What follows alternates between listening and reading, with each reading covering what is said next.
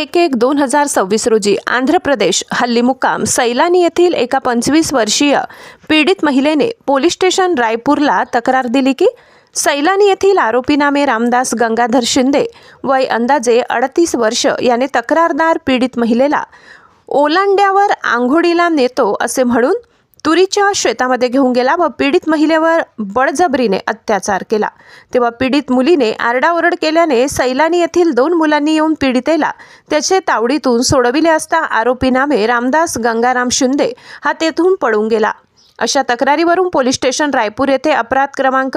01/2026 कलम 64(1) BNS प्रमाणे गुन्हा नोंद होताच रायपूर येथील ठाणेदार श्री निलेश सोळंके, हेड कॉन्स्टेबल शितोडे राहुल जाधव, लक्ष्मण शिंदे, काझी कळमकर, मोरे, चव्हाण यांनी एका तासाच्या आत शोध घेऊन आरोपीला ताब्यात घेऊन अटक केली असून पुढील तपास वरिष्ठांच्या मार्गदर्शनाखाली रायपूर ठाणेदार श्री निलेश सोळंके, पोलीस कॉन्स्टेबल लक्ष्मण शिंदे करीत आहेत। मराठी समाचारसाठी सहसंपादक जावेद शहा, बुलढाणा।